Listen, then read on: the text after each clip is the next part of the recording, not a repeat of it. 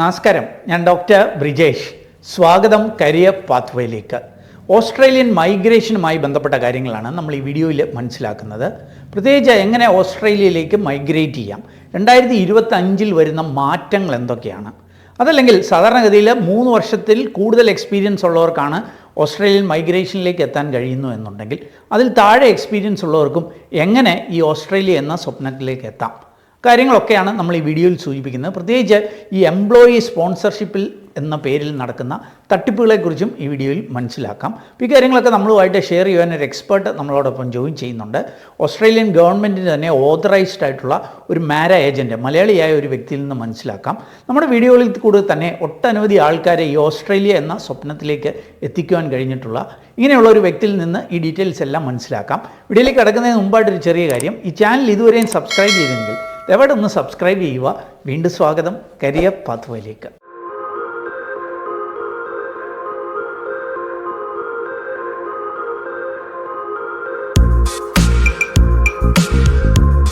അപ്പോൾ ഓസ്ട്രേലിയൻ മൈഗ്രേഷനുമായി ബന്ധപ്പെട്ട ലേറ്റസ്റ്റ് ആയിട്ടുള്ള അപ്ഡേറ്റ്സ്, അതേപോലെ ക്രെഡിബിൾ ആയിട്ടുള്ള ഇൻഫർമേഷനൊക്കെ നമ്മളുമായിട്ട് ഷെയർ ചെയ്യുവാനായിട്ട് ഒരു എക്സ്പേർട്ട് നമ്മളോടൊപ്പം ജോയിൻ ചെയ്യുന്നുണ്ട്, മിസ്റ്റർ മാത്യൂസ് ഡേവിഡ്. ഒരു പക്ഷേ നമ്മുടെ ഈ ചാനൽ സ്ഥിരമായി കാണുന്നവർക്ക് അദ്ദേഹത്തെ പരിചിതമായിരിക്കും. കഴിഞ്ഞ കുറേ നാളുകളിൽ പല വീഡിയോകളിലും ഈ ഓസ്ട്രേലിയൻ മൈഗ്രേഷനുമായി ബന്ധപ്പെട്ട വിവരങ്ങൾ നമ്മളുമായിട്ട് ഷെയർ ചെയ്ത വ്യക്തിയാണ്.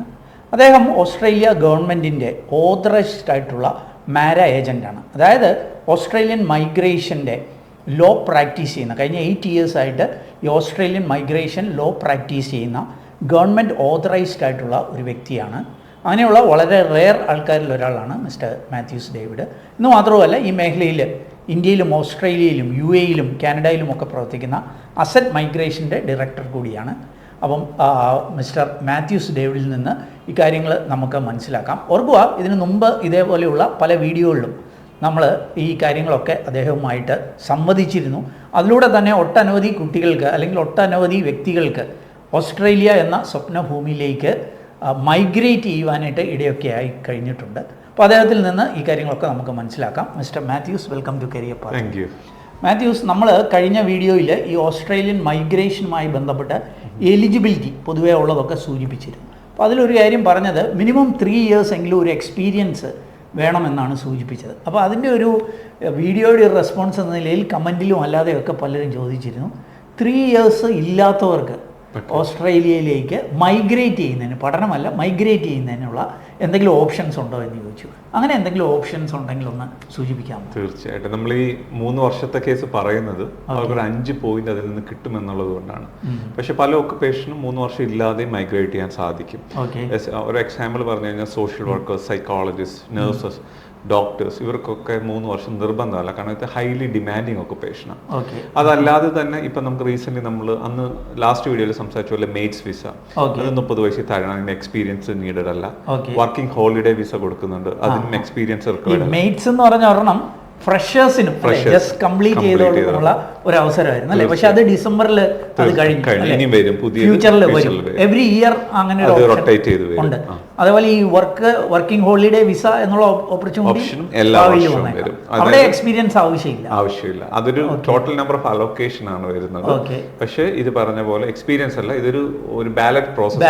പക്ഷെ അതൊരു ഗ്യാരണ്ടീഡ് അല്ല. ബാലറ്റിൽ സെലക്ട് ചെയ്ത് കഴിഞ്ഞാൽ നിങ്ങൾക്ക് അതില്ലാതെ എത്താം എന്നുള്ളതാണ്. പിന്നെ 3 വർഷം ഇല്ലാതെ വരാൻ പറ്റുന്നതാണ് ഏറ്റവും ഇമ്പോർട്ടൻറ്റ് ചേഞ്ച്. ഓസ്ട്രേലിയൻ ഗവൺമെന്റ് കഴിഞ്ഞ വർഷം ഈ 2024 നവംബറിൽ കൊണ്ടുവന്നതാണ് വർക്ക് വിസയുടെ ഇളവ്. ഇത്രയും നാളെ 2 വർഷമായിരുന്നു 482 എന്ന് പറയുന്ന വിസയ്ക്ക് വേണ്ടത്, അത് 1 വർഷമായിട്ട് കുറച്ചിട്ടുണ്ട്. അപ്പം അതൊരു വൈഡ്ലി അക്സെപ്റ്റഡ് അല്ലെങ്കിൽ ഒരു അപ്ലോഡ് ചെയ്ത ഒരു ഡിസിഷനാണ്. അപ്പം എന്തുകൊണ്ടാണ് അങ്ങനെ ചെയ്തതെന്ന് വെച്ചാൽ, ഓസ്ട്രേലിയയിൽ ചില ക്രിട്ടിക്കൽ സെക്ടേഴ്സിലോ ഒരു എംപ്ലോയറിന് ഒരാളെ സ്പോൺസർ ചെയ്യണമെന്നുണ്ടെങ്കിൽ ഇത്രയും നാളും 2 വർഷം മിനിമം വേണമായിരുന്നു. അപ്പം ഇങ്ങനെ ജസ്റ്റ് 1 ഇയർ ഉള്ളവരെ പോലും അവർക്ക് ഇനി സ്പോൺസർ ചെയ്യാനുള്ള ഒരു എലിജിബിലിറ്റി വന്നു. ഈ എംപ്ലോയർ സ്പോൺസർഷിപ്പ് എന്ന വാക്ക് ഓസ്ട്രേലിയയുമായി ബന്ധപ്പെട്ട് ഒത്തിരി ആളുകൾ യൂസ് ചെയ്യുന്നതാണ്. അതെന്താണ് എന്നൊന്ന് എക്സ്പ്ലെയിൻ ചെയ്യാമോ? തീർച്ചയായും. ഓക്കെ, ഓസ്ട്രേലിയയിലെ ഗവൺമെൻറ്റാണ് PR കൊടുക്കുന്നത്. അതേപോലെ തന്നെ ഒരു പാത്വേ അവിടുത്തെ എംപ്ലോയേഴ്സിനുണ്ട്. ഇപ്പം ഞങ്ങൾ അവിടുത്തെ ഒരു എംപ്ലോയാണ്. ഞങ്ങൾക്ക് 4 ഓഫീസസ് ഓസ്ട്രേലിയയുടെ 4 സൈഡിലുണ്ട്. അപ്പം ഞങ്ങളെ സംബന്ധിച്ചിടത്തോളം ഞങ്ങൾക്ക് ഒരു ഒക്കുപേഷൻ ഷോർട്ടേജ് ഉണ്ട്. ഞങ്ങൾക്കത് ഓസ്ട്രേലിയൻ ഭൂമിയിൽ നിന്ന് അല്ലെങ്കിൽ ഓസ്ട്രേലിയ ആ കൺട്രിയിൽ നിന്ന് നമുക്കത് ഫില്ല് ചെയ്യാൻ സാധിക്കുന്നില്ലെങ്കിൽ ഞങ്ങൾക്കൊരു പ്രോസസ്സ് ഉണ്ട്. ഓസ്ട്രേലിയൻ ഗവൺമെന്റിനോട് പറയുകയാണ് നമുക്ക് ഇന്ന ഒരാളെ നോമിനേറ്റ് ചെയ്യണം, വെളിയിൽ ഒരാളെ കിട്ടി, ഓസ്ട്രേലിയയിൽ അതില്ല. അങ്ങനെ ഒരു പ്രോസസ്സിലൂടെ പോയി ഞങ്ങൾക്ക് അയാളെ ഞങ്ങളുടെ ഓഫീസിലേക്ക് കൊണ്ടുവരാൻ സാധിക്കും. പക്ഷേ ഇതൊരു വളരെ ഈസി പ്രോസസ് അല്ല. ഇപ്പം എൻ്റെ കമ്പനി തന്നെ എടുത്തു, എനിക്കൊരു മാർക്കറ്റിംഗ് സ്പെഷ്യലിസ്റ്റിനെ വേണം എന്ന് വിചാരിച്ചു. അപ്പം ഞാനത് ആദ്യം ഓസ്ട്രേലിയൻ ഗവൺമെന്റിന്റെ നിബന്ധന അനുസരിച്ച് ഞാൻ അവിടുത്തെ 2 മീഡിയയിൽ, ഇപ്പൊ ഫോർ എക്സാമ്പിൾ ഇവിടുത്തെ നൗക്രിയോ അല്ലെങ്കിൽ മാതൃഭൂമി പോലെ ഒരു പത്രത്തിലോ 28 ദിവസം ഞാൻ അഡ്വർടൈസ് ചെയ്യണം. അപ്പൊ അഡ്വർടൈസ് ചെയ്യുമ്പോൾ പലരും ഓസ്ട്രേലിയയിൽ അങ്ങനെയുള്ള ഓസ്ട്രേലിയൻ പത്രങ്ങളുടെ മീഡിയയിൽ അഡ്വർടൈസ് ചെയ്യണം. 28 ദിവസം മിനിമം അഡ്വർടൈസ് ചെയ്യണം. അതിൽ നിന്ന് കിട്ടുന്ന ആപ്ലിക്കൻസിനെ ഒക്കെ നമ്മൾ ഷോർട്ട് ലിസ്റ്റ് ചെയ്ത ശേഷം അതിൽ നിന്ന് ആരും ഇല്ലെങ്കിൽ അല്ലെങ്കിൽ നമ്മൾ അതിനോട് ഗവൺമെന്റിനോട് തെളിയിക്കണം ഞങ്ങൾക്ക് വേണ്ട ക്വാളിഫിക്കേഷനോ ക്വാളിറ്റിയോ ഈ ആപ്ലിക്കന്റെ കയ്യിൽ നിന്ന് കിട്ടുന്നില്ല എന്ന് പറഞ്ഞാൽ ഓസ്ട്രേലിയൻ ഗവൺമെന്റിന് നമ്മളൊരു നോമിനേറ്റ് ചെയ്യണം നമ്മൾ വെളിയിൽ നിന്നുള്ള ഒരാളെ. എന്നിട്ട് നമ്മളൊരു വലിയൊരു ഹ്യൂജ് എമൗണ്ട് ഓസ്ട്രേലിയൻ ഗവൺമെന്റ് പേ ചെയ്യണം. അതായത് ഏകദേശം ഒരു $5,000 വരും. അത് ഏകദേശം ഒരു 3 ലക്ഷം രൂപയോളം ഒറ്റ കാൻഡിഡേറ്റിന്.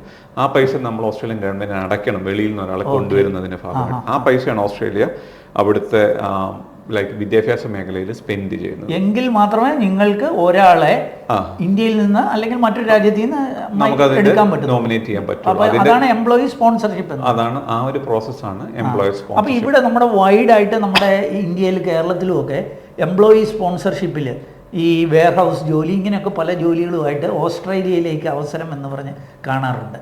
അപ്പൊ അതിനെക്കുറിച്ച് എന്തായിരിക്കും പറയുന്നത്? വളരെ ദൗർഭാഗ്യകരമാണ്. അറ്റ്ലീസ്റ്റ് ഒരു 7-8 പേരെങ്കിലും ഞാനൊരു 2-3 മാസത്തിനുള്ളിൽ സംസാരിച്ചിട്ടുണ്ട് ഈ പൈസ പോയിട്ടുള്ളവർ. ഇപ്പൊ ഞാൻ പറഞ്ഞ ഒരു വെയർ ഹൗസോ അങ്ങനെയുള്ളതൊക്കെ സാധാരണ ജോലികൾക്ക് അവിടെ ധാരാളം ആൾക്കാരുണ്ട്. അതൊന്നും ഒരു സ്കിൽഡ് പ്രൊഫഷൻ അല്ല. അവരെയൊന്നും ഇത്തരത്തിലൂടെ ഇപ്പൊ ഒരു വെയർ ഹൗസ് സൂപ്പർവൈസറിന്റെ ജോലിയൊക്കെ അവിടെ അഡ്വർടൈസ് ചെയ്ത് കഴിഞ്ഞാൽ എനിക്കൊന്ന് 1000 പേരെ അപേക്ഷ ചിലപ്പോൾ നല്ല സിറ്റീസിലൊക്കെ ആണെങ്കിൽ വരും. അപ്പൊ അവരൊരിക്കലും ഗവൺമെന്റിന് മനസ്സിലാക്കാൻ സാധിക്കില്ല, അല്ലെങ്കിൽ അവരെ ബോധ്യപ്പെടുത്താൻ പറ്റില്ല ഇതൊക്കെ ഷോർട്ടേജുകളാണ്. മിക്കപ്പോഴും അങ്ങനത്തെ ഉള്ള പരസ്യങ്ങൾ ഒരു വലിയ തട്ടിപ്പിന്റെ ഭാഗമായിരിക്കാനാണ് സാധ്യത. ഞാൻ എപ്പോഴും ഞാൻ സംസാരിക്കുന്ന എംപ്ലോയീസിനോടൊക്കെ പറയും, നിങ്ങൾ പൈസ കൊടുക്കുന്നതിന് മുമ്പ് ഓസ്ട്രേലിയയിൽ ഒരു എംപ്ലോയർ ഉണ്ടാവണമല്ലോ സ്പോൺസർ, അവരെ ഡയറക്റ്റ് വിളിച്ച് സംസാരിക്കുക. നിങ്ങൾക്ക് അറിയാവുന്ന ആരെങ്കിലും ഒക്കെ ഓസ്ട്രേലിയയിൽ ഉണ്ടാവും. ഇപ്പം ഓസ്ട്രേലിയയിൽ മലയാളികൾ വളരെ അധികമുണ്ട്. അവരോട് ആ എംപ്ലോയറിനെ ഒന്ന് പോയി കാണാൻ പറയുക. അങ്ങനെ എന്നിട്ട് ശേഷം പൈസ കൊടുക്കുക. ഇത് പലപ്പോഴും പൈസ കൊടുത്തു കഴിഞ്ഞിട്ടായിരിക്കും നമ്മുടെ ഓസ്ട്രേലിയയിലുള്ള ബന്ധുക്കൾ പോലും അറിയുന്നത്. അപ്പൊ അതൊരു തട്ടിപ്പിന്റെ ഭാഗമായിട്ട് മാത്രമാണ് കണക്കാക്കുന്നത്. അപ്പം മാത്യു സൂചിപ്പിക്കുന്ന ഈ എംപ്ലോയി സ്പോൺസർഷിപ്പ് എന്ന പേരിൽ കാണുന്ന പരസ്യങ്ങളിൽ വളരെ ശ്രദ്ധയോടെ മാത്രം ഡീൽ ചെയ്യുക എന്നുള്ളതാണ്. അപ്പോൾ എനിക്ക് അറിയേണ്ടത് ഇൻ ഡിമാൻഡ് ആയിട്ടുള്ള ഏതൊക്കെ മേഖലകളുണ്ട് എന്നൊന്ന് സൂചിപ്പിക്കാമോ? അപ്പോൾ ആദ്യം തന്നെ മാത്യു സൂചിപ്പിച്ചു, ഇപ്പോൾ 3 ഇയർ എക്സ്പീരിയൻസ് ഇല്ലെങ്കിലും ചില ഇൻ ഡിമാൻഡ് ഏരിയാസിൽ ചെറിയ എക്സ്പീരിയൻസിലും പോകാൻ പറ്റും. അപ്പം അങ്ങനെയുള്ള ഏരിയകൾ എന്തൊക്കെയാണ്? തീർച്ചയായും സൂചിപ്പിക്കാം. ഇപ്പം ഞാൻ കഴിഞ്ഞ വീഡിയോയിലും പറഞ്ഞ പോലെ ഓസ്ട്രേലിയൻ ഗവൺമെന്റിന് അവരുടെ ഡിമാൻഡ് ലിസ്റ്റ് ഉണ്ടാക്കിയെടുക്കുക ചെയ്യുന്നത്. ലൈക്ക് എല്ലാ വർഷവും പല പല സ്റ്റേറ്റുകൾ റിപ്പോർട്ട് ചെയ്യും. അങ്ങനെ ഓസ്ട്രേലിയ വൈഡ് ആയിട്ടുണ്ടാകുന്ന ഒരു ഒക്കുപേഷൻസ് ഉണ്ട്. അതിൽ നിന്നും ഏറ്റവും ക്രിട്ടിക്കൽ ആയിട്ടുള്ള ഒക്കുപേഷൻസ് പലപ്പോഴും അവർ ഏറ്റവും ഗ്യാരണ്ടീഡ് ഇൻവിറ്റേഷൻ ഒക്കെ ഞങ്ങൾ പറയുന്ന കുറെ ഒക്കുപേഷൻസ് ഉണ്ട്. അതിൽ ഇപ്പോഴുള്ളത് രജിസ്റ്റേർഡ് നഴ്സസ് എല്ലാ വർഷവും കഴിഞ്ഞ വർഷങ്ങളായിട്ടുള്ളതാണ്. രജിസ്റ്റേർഡ് നഴ്സസിന് എങ്ങനെയൊക്കെ ആയെങ്കിലും പല വിസയിലായിട്ട് അവർക്ക് ഗ്യാരണ്ടീഡ് വളരെ സേഫ് ആയിട്ടുള്ളതാണ്. അതേപോലെ തന്നെയാണ് allied health, physiotherapist, occupational therapist, social worker, psychology, audiologist, speech pathologist, lab scientist, lab technology കഴിഞ്ഞവർ, അങ്ങനെ ഒരു വളരെയധികം profession health and related area, allied health പൊതുവെ ക്രിട്ടിക്കലാണ്. പക്ഷെ ഈ വർഷം 2025 ഓസ്ട്രേലിയൻ ഗവൺമെന്റ് പ്രൊമിനന്റ് ആയിട്ട് നോക്കുന്ന 1-2 ഏരിയയാണ് construction and building industry, civil construction building industry, architect, civil, പിന്നെ അങ്ങനെയുള്ള എല്ലാം തന്നെ ഇൻക്ലൂഡിംഗ് ഡിപ്ലോമ ഹോൾഡേഴ്സ്, ഇപ്പൊ സിവിൽ ഡിപ്ലോമ ഹോൾഡേഴ്സ്, അപ്പൊ അങ്ങനെയുള്ള ബിൽഡിംഗ് ആൻഡ് കൺസ്ട്രക്ഷനുള്ള ആൾക്കാരെ എല്ലാം തന്നെ ഈ വർഷം almost like A guaranteed invitation ആണ്. പിന്നെ ഈ IT പോലെ അങ്ങനെയുള്ള ബാക്കി ഏരിയകളൊക്കെ അതൊക്കെ IT-യിൽ ചില particular occupations can be in A high demand. കാരണം എന്തുകൊണ്ടാണ് ഞാൻ പറയുന്നതെന്ന് വെച്ചാൽ കഴിഞ്ഞ വർഷം ഒരു വലിയൊരു IT റൗണ്ട്സ് കഴിഞ്ഞ 2 വർഷമായിട്ട് ഉണ്ടാക്കിയിട്ടില്ല. അത് പല റീസൺസ് ഉണ്ട്. ഓസ്ട്രേലിയയിൽ ഉള്ളിൽ തന്നെ പഠിച്ചിറങ്ങുന്നവരുടെ നമ്പേഴ്സ് കൂടുതലാണ്. പക്ഷെ എന്നിരുന്നാലും IT ഒരു ഹയർ പോയിന്റ്സും ഇൻവിറ്റേഷൻ ഈ വർഷം കുറേ അധികം വന്നിട്ടുണ്ട്. പക്ഷേ ലോവർ പോയിന്റിലേക്ക് വരണമെന്നുണ്ടെങ്കിൽ എനിക്ക് പ്രോബബ്ലി ഈ ജൂലൈക്ക് ശേഷം ആവും. IT ഒരു വൈഡ്ലി ഇൻവൈറ്റഡ് അല്ല കഴിഞ്ഞ 2 വർഷം കൺസിഡർ ചെയ്യുമ്പോൾ, പക്ഷേ still they are on the high demanding. അപ്പോൾ ഈ ഏരിയാസിലുള്ളവർക്ക് ഈവൻ 3 ഇയർ ഇല്ലെങ്കിൽ പോലും ചാൻസസ് ഉണ്ട് എന്നാണ് സൂചിപ്പിക്കുന്നത്. തീർച്ചയായിട്ടും ഇതിൽ എല്ലാവർക്കും ഉണ്ടാവണമെന്നില്ല, പക്ഷെ വളരെ ക്രിട്ടിക്കൽ ആയിട്ടുള്ള മെജോറിറ്റി ഓക്കുപേഷൻസിനും ഇത് 3 വർഷത്തിൽ കുറവായെങ്കിൽ ഇൻവിറ്റേഷൻ വരും. ഫോർ എക്സാമ്പിൾ ആർക്കിടെക്ട് ഒക്കെ അതിൽ നിന്ന് വളരെ ലിമിറ്റഡ് ആയിട്ട് ഉള്ള എക്സ്പീരിയൻസിൽ ഇൻവിറ്റേഷൻ വന്നു. ഒക്കുപേഷണൽ തെറാപ്പിസ്റ്റ് ഇൻവിറ്റേഷൻ വന്നു, അങ്ങനെ ഫിസിയോതെറാപ്പിസ്റ്റ് ഇൻവിറ്റേഷൻ വന്നു. അങ്ങനെ ഇതൊക്കെ പോയിന്റ് ബേസ്ഡ് ആയിട്ട് പോകുന്നതാണ്. അപ്പോൾ അവർക്ക് നല്ല ഇംഗ്ലീഷ് ലാംഗ്വേജ് ഉണ്ടെങ്കിൽ ഇതിന് 3 വർഷം വേണം നിർബന്ധമില്ല. ഓക്കെ. അപ്പം ഇപ്പം ഇത് കേൾക്കുന്ന ഒരു വ്യക്തി, അതൊരു പക്ഷേ ഒരു സിവിൽ എഞ്ചിനീയർ ആയിരിക്കാം, IT അല്ലെങ്കിൽ ഹെൽത്ത് എന്തെങ്കിലും ഒരു നല്ല ഡിമാൻഡുള്ള ഒരു ഏരിയ ആണെങ്കിൽ വാട്ട് നെക്സ്റ്റ്? അവർക്ക് മുന്നോട്ടേക്ക് പോകണം, എന്തായിരിക്കും അതിനുള്ള ഓപ്ഷൻ? നമ്മൾ അവരുടെ പോയിന്റ് ടെസ്റ്റിംഗ് ആദ്യം ചെക്ക് ചെയ്യുന്നത്. അവർക്കൊരു ബേസിക് ആയിട്ടുള്ള എലിജിബിലിറ്റി മീറ്റ് ചെയ്യുന്നു. ഓക്കെ. അപ്പോൾ ഫസ്റ്റ് അവരുടെ പ്രൊഫൈല് നമുക്ക് തരുവാണെങ്കിൽ നമ്മൾ അതിന്റെ അവരുടെ തീർച്ചയായിട്ടും അസസ്മെന്റ് ചെയ്തിട്ട് അവർക്കൊരു സ്കിൽഡ് അസസ്മെന്റ് കിട്ടണം. അവരുടെ അസസ്മെന്റ് പോസിറ്റീവായി കിട്ടിയ ശേഷമാണ് നമ്മൾ വിസയുടെ സ്കിൽഡ് അസസ്മെന്റ് എന്ന് പറഞ്ഞാൽ അവർ ഏത് മേഖലയിലുണ്ടോ അതിന്റെ ഒരു സ്കിൽ അസസ്മെന്റ് തീർച്ചയായിട്ടും ഒരു ഏജൻസി ഉണ്ട്, അവരിൽ നിന്ന് ഇവരുടെ സ്കിൽ അസസ് ചെയ്യണം അല്ലേ? അതിന് ചില ഓക്കുപേഷൻസ് ഡിമാൻഡ്സ് ഉണ്ട്. ഫോർ നഴ്സിംഗ് അലൈഡ് എല്ലാം തന്നെ 7 IELTS അത് തത്തുല്യമായിട്ടോ വേണം. അത് സോഷ്യൽ വർക്കർ ആണെങ്കിൽ അവർക്ക് അക്കാഡമിക് IELTS 7 തന്നെ വേണം. അപ്പൊ അങ്ങനെ ചില നിബന്ധനകളുണ്ട്. അതൊക്കെ മീറ്റ് ചെയ്ത് അവർക്ക് അസസ്മെന്റ് കിട്ടുവാണെങ്കിൽ അവരുടെ journey is N easy process. Okay. എനിക്ക് ഈ മൈഗ്രേഷനുമായി ബന്ധപ്പെട്ട് ഇപ്പം 2025 എന്തെങ്കിലും ചേഞ്ചസ് ഒക്കെ വരുന്നുണ്ടോ എക്സ്പെക്റ്റഡ്? അതൊന്ന് സൂചിപ്പിക്കാം. അവിടെ ലോട്ട് ഓഫ് കോൺവെർസേഷൻസ് ഉണ്ട്. ഫസ്റ്റ് ഓഫ് ഓൾ ഈ പറയുന്ന പോലെ പോയിന്റ് ടെസ്റ്റിംഗിൽ ഒരു ചേഞ്ചസ് കൊണ്ടുവരാനുള്ള സാധ്യതയുണ്ട്. ഇപ്പോൾ നമുക്കൊരു സിംഗിൾ ആയിരിക്കുമ്പോൾ നമുക്ക് 10 പോയിന്റ് കിട്ടും. പക്ഷെ ആ കഴിഞ്ഞ ഒരു റിവ്യൂവിൽ അവർ പറയുന്നത് സ്കിൽഡ് പാർട്ണർ ഉണ്ടെങ്കിൽ, നിങ്ങൾ വിവാഹം കഴിച്ചു പാർട്ണറിന് സ്കിൽഡ് ഉണ്ടെങ്കിൽ ഓസ്ട്രേലിയക്ക് അത് കൂടുതൽ ഗുണമാണ്. കാരണം നിങ്ങൾ വരുന്ന 2 പേരും സ്കിൽഡ് ആണെങ്കിൽ അത് കുറച്ചുകൂടെ മാർക്കറ്റിൽ അത് റിഫ്ലക്ട് ചെയ്യും. അപ്പോൾ സ്കിൽഡ് പാർട്ണർ ഉണ്ടെങ്കിൽ പോയിന്റ് കൂട്ടാനുള്ള സാധ്യതകളുണ്ട്. പിന്നെ അതുപോലെ തന്നെ ഏജിന്റെ അപ്രോപ്രിയേറ്റ്നെസ് ഇതിപ്പം പലരും ഇൻഅപ്രോപ്രിയേറ്റ് ആണ് ഈ ഏജ് എന്ന് പറയുന്നവരുണ്ട്. കാരണം ഒരു പല ആൾക്കാർക്കും എക്സ്പോഷർ എക്സ്പീരിയൻസും ഓൺ ലേറ്റർ 40s കിട്ടുന്നത്. അപ്പോൾ അവർക്ക് 40ക്ക് ശേഷം ഇപ്പോൾ അവർ 15 പോയിന്റ്സ് കൊടുക്കുന്നുള്ളൂ. അത് ചേഞ്ച് ചെയ്യാനുള്ള കൺസിഡറേഷനും സാധ്യതകളും നമ്മൾ കാണുന്നു. മൊത്തത്തിൽ ഒരു പോയിന്റ് ടെസ്റ്റിംഗ് ഒന്ന് റിവൈസ് ചെയ്യാനുള്ളതാണ് അവരൊരു സാധ്യത. അപ്പം ഏജ് ഒരു ഇമ്പോർട്ടൻറ്റ് ഫാക്ടറാണ്. ക്വാളിഫിക്കേഷൻ ഇമ്പോർട്ടൻറ്റ്, IELTS പോലെയുള്ള ഇംഗ്ലീഷ് പ്രൊഫഷൻസി ടെസ്റ്റുകൾ, ഈവൻ പാർട്ട്ണർ ഒരു ക്വാളിഫൈഡ് ആണ്. വേറെ എന്തെങ്കിലുമൊക്കെ ഇതിനകത്ത് പാരാമീറ്റേഴ്സ് ഉണ്ടോ? ഇതാണ് മെയിൻ ആയിട്ട് വരുന്നത്. പിന്നെ എക്സ്പീരിയൻസ് ആണ്. നമ്മൾ പറഞ്ഞ പോലെ 3 വർഷം എക്സ്പീരിയൻസ് ഉണ്ടെങ്കിൽ 5 പോയിന്റും, 5 വർഷം എക്സ്പീരിയൻസ് ഉണ്ടെങ്കിൽ 10 പോയിന്റും, 8 വർഷം ഉണ്ടെങ്കിൽ മാക്സിമം 15 പോയിന്റുമാണ് മെയിൻ ആയിട്ട് വരുന്നത്. അതാണ് ഇതിന്റെ ടോട്ടൽ പോയിന്റ് സിസ്റ്റത്തിൽ മെയിൻ ആയിട്ട് പോയിന്റ് കോൺട്രിബ്യൂട്ട് ചെയ്യുന്ന ഫാക്ടേഴ്സ്. ഓക്കെ. പൊതുവെ ഇപ്പം ഈ മൈഗ്രേഷൻ എന്നുള്ളത് ടഫർ ആയിക്കൊണ്ടിരിക്കുക പല രാജ്യങ്ങളിലേക്ക്. തീർച്ചയായിട്ടും ഓസ്ട്രേലിയയിലോട്ടുള്ള മൈഗ്രേഷന്റെ ഒരു സ്റ്റാറ്റസ് എന്താണ് മൂവിങ് ഫോർവേഡ്? ഇത് ഇതൊരു പാശ്ചാത്യ രാജ്യത്ത് മൈഗ്രേഷൻ എപ്പോഴും ഒരു പൊളിറ്റിക്കൽ അജണ്ടയാണ്. കാരണം മൈഗ്രൻസ് ഇല്ലാതെ അവിടെ പല ബിസിനസ്സുകളും റൺ ചെയ്യില്ല. അതേസമയം തന്നെ പാശ്ചാത്യരായ അല്ലെങ്കിൽ അവിടുത്തെ സ്വദേശികർക്ക് മൈഗ്രേഷൻ അത്ര സുഖമുള്ള കാര്യമല്ല. എല്ലാ രാജ്യങ്ങളും അങ്ങനെയാണ്. UK ആണെങ്കിലും കാനഡ ആണെങ്കിലും തീർച്ചയായിട്ടും. അപ്പൊ മൈഗ്രൻസ് ഇല്ലാതെ US ഒരിക്കലും ഈ ലെവലിലേക്ക് വരത്തില്ല. ഇപ്പം ജനറലി എല്ലാവരും പറയുന്നത് US ശേഷം മൈഗ്രേഷൻ സക്സസ്ഫുൾ ആയിട്ടുള്ള അല്ലെങ്കിൽ എക്കോണമി മൈഗ്രന്റിനെ ബേസ്ഡ് ചെയ്ത് വളരുന്ന വേറെ ഓസ്ട്രേലിയ അല്ലാതെ വേറെ ഒരു രാജ്യമില്ല. അപ്പൊ അതുകൊണ്ട് തന്നെ മൈഗ്രന്റ് ഇല്ലാതെ ഓസ്ട്രേലിയയുടെ എക്കോണമി മുന്നോട്ട് പോകത്തില്ല. എന്നിരുന്നാലും ചോദ്യങ്ങൾക്ക് ഉത്തരമായിട്ട് കൃത്യമായി പറഞ്ഞു കഴിഞ്ഞാൽ ഇപ്പോഴത്തെ ഗവൺമെന്റിനും ഇലക്ഷൻ വരികയാണ്. അതിനോടൊപ്പം തന്നെ അവർ അനൗൺസ് ചെയ്തത് മൈഗ്രേഷൻ കട്ട് ഷോട്ട് ചെയ്യുമെന്നുള്ളത്. 2025 ടോട്ടൽ നമ്പേഴ്സിൽ ഒരു 10% കുറവ് നമ്മൾ എക്സ്പെക്ട് ചെയ്യുന്നുണ്ട്. പക്ഷെ അതേസമയം തന്നെ അവർ എംപ്ലോയർ സ്പോൺസർഷിപ്പ് വിസയുടെ ഓപ്പർച്യൂണിറ്റീസ് കൂട്ടുകയാണ്. അപ്പം ടോട്ടൽ നമ്പർ സ്കിൽ മൈഗ്രേഷനിൽ കുറയും. പക്ഷെ അതേസമയം തന്നെ എംപ്ലോയർ സ്പോൺസർഷിപ്പ്, ഞങ്ങൾ ഏറ്റവും കൂടുതൽ എംപ്ലോയർ സ്പോൺസർഷിപ്പ് ചെയ്യുന്ന ഞങ്ങൾക്ക് ഓസ്ട്രേലിയയിൽ റിക്രൂട്ട്മെന്റ് ലൈസൻസ് ഉള്ള ഫേമാണ്. അപ്പം നമ്മൾ ഏറ്റവും കൂടുതൽ ചെയ്യുന്ന ഒരു ഏരിയയാണ്. ഇപ്പം നമ്മൾ ദുബായ് ഓഫീസിനൊക്കെ ആണെങ്കിലും ഒത്തിരി എംപ്ലോയർ സ്പോൺസർഷിപ്പ് നമ്മൾ ചെയ്യുന്നുണ്ട്. അതിന്റെ നമ്പേഴ്സ് ഇപ്പോൾ ഉള്ളതിനേക്കാളും ഒരു വളരെയധികം കൂടാൻ സാധ്യതയുള്ളതാണ്. കാരണം അവർ 2 വർഷത്തിൽ നിന്ന് 1 വർഷത്തേക്ക് ആക്കിയിട്ടുണ്ട്. പക്ഷെ എംപ്ലോയറിനെ നമുക്ക് കിട്ടിക്കഴിഞ്ഞാൽ നമ്മൾ അങ്ങനെ പ്ലേസ് ചെയ്യാൻ സാധിക്കും.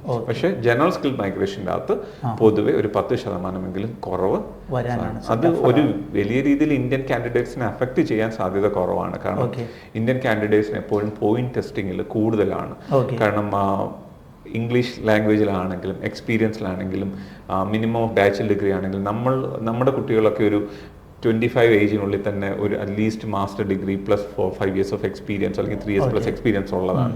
പല രാജ്യങ്ങളിലും ആ സമയത്തൊക്കെ അവർ പഠിച്ചു പോലും കഴിയത്തില്ല. അപ്പോൾ അതുകൊണ്ട് തന്നെ നമ്മളെ ആ ഏരിയയിൽ കോമ്പീറ്റ് ചെയ്യാൻ ബാക്കിയുള്ള രാജ്യക്കാർക്ക് പൊതുവെ പാടാണ്.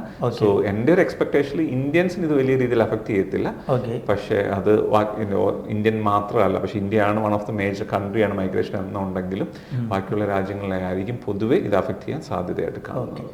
ഇപ്പോൾ ഇത് കേൾക്കുന്ന ഒരാൾക്ക് അവരുടെ ഒരു ചാൻസസ് ഒന്ന് മനസ്സിലാക്കണമെന്നുണ്ടെങ്കിൽ നമ്മുടെ അസറ്റുമായിട്ട് കോൺടാക്ട് ചെയ്താൽ അവരുടെ പ്രൊഫൈൽ ഫ്രീ ആയിട്ട് തന്നെ അസസ് ചെയ്ത് കൊടുക്കും. അങ്ങനെ എല്ലാ അസസ്മെന്റ്സും എല്ലാം ഇന്ത്യയിൽ പൊതുവെ ഫ്രീ ആണ്. അവർക്ക് കൺസൾട്ടേഷനും ഡീറ്റെയിൽഡ് ആയിട്ടുള്ള എക്സ്പ്ലനേഷനും പറഞ്ഞു കൊടുക്കും. ഇപ്പം ഇവർ 65 മീറ്റ് ചെയ്യുന്നത് കൊണ്ട് ഞങ്ങൾ എടുക്കണമെന്ന് നിർബന്ധമില്ല. ഞാൻ മുമ്പേ പറഞ്ഞ പോലെ 65 പോയിന്റിൽ പലപ്പോഴും കാര്യം ഉണ്ടാവില്ല. പക്ഷെ ചില ക്രിട്ടിക്കൽ ഒക്കുപേഷൻ ആണെങ്കിൽ 65 വരും. എനിക്കറിയാം ഇവിടെ നാട്ടിൽ പല ഏജൻസികളും ഇങ്ങനെ 65 പോയിന്റായി നിങ്ങൾ എലിജിബിലിറ്റി മീറ്റ് ചെയ്ത് പൈസ തരൂ എന്നൊക്കെ പറയുന്നത്. അങ്ങനെ നമ്മൾ എടുക്കത്തില്ല ആരെയും. അങ്ങനെ നമ്മൾ നോ പറയുന്ന ആൾക്കാരായിരിക്കും പലപ്പോഴും കൂടുതലുള്ള.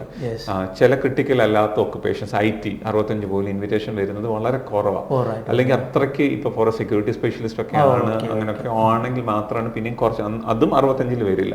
അവർക്കൊക്കെ 75 പോയിന്റ്സോ അല്ലെങ്കിൽ ഇതുപോലെ ചില സ്പെസിഫിക് എഞ്ചിനീയറിംഗ് ഏരിയാസ് ഒക്കെ 70-75 പോയിന്റ്സ് ഇൻഡിപെൻഡന്റ് ആയിട്ടുണ്ടെങ്കിലാണ് നമുക്കൊരു സ്കോപ്പ് അല്ലെങ്കിൽ നമുക്കൊരു ചാൻസസ് കൺസിഡറിങ് ഈ 20-25 ഒരു നമ്പേഴ്സ് ഒക്കെ കുറയ്ക്കുമ്പോൾ പലപ്പോഴും കൂട്ടും. അതുപോലെ ഫാർമസിസ്റ്റുകൾ, നമ്മൾ ആദ്യ വീഡിയോ ചെയ്തപ്പം വളരെയധികം ഫാർമസിസ്റ്റുകൾ വന്നു, അവരെല്ലാവർക്കും വിസ കിട്ടി.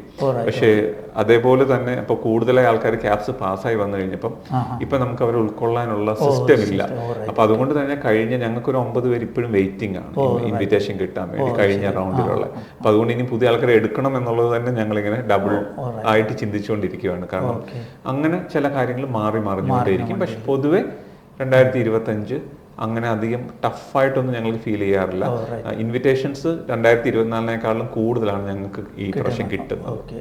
അപ്പോൾ ഇത് കേൾക്കുന്ന ഒരാൾക്ക് നിങ്ങളുടെ പ്രൊഫൈൽ ഒന്ന് അസസ് ചെയ്യണമെന്നുണ്ടെങ്കിൽ നിങ്ങൾക്ക് ഞാൻ വീഡിയോ ഡിസ്ക്രിപ്ഷനിൽ ലിങ്ക് ഇട്ടേക്കാം. ആ ലിങ്കിൽ ക്ലിക്ക് ചെയ്ത് ഒന്ന് രജിസ്റ്റർ ചെയ്താൽ ഇവരുടെ ടീമിൽ നിന്ന് നിങ്ങളെ കോൺടാക്ട് ചെയ്യും. അപ്പോൾ നിങ്ങൾക്ക് നിങ്ങളുടെ പ്രൊഫൈൽ നൽകി അസസ് ചെയ്യാം. നിങ്ങൾ പോയിന്റ് മീറ്റ് ചെയ്യുന്നു, അതിനുള്ള സാധ്യതകളുണ്ട് എന്നുണ്ടെങ്കിൽ ബാക്കി പ്രോസസ്സുകൾ നിങ്ങൾക്ക് ചെയ്യാനായിട്ട് പറ്റും. ബാക്കി ഇതിൻ്റെ എക്സ്പെൻസ്, ഇതുമായി ബന്ധപ്പെട്ട കാര്യങ്ങളൊക്കെ ഞാൻ മുൻപ് ഉള്ള വീഡിയോകളിൽ മാത്യൂസ് സൂചിപ്പിച്ചു. എന്നാലും ഒരിക്കൽ കൂടി ഞാനൊന്ന് ചോദിക്കാം.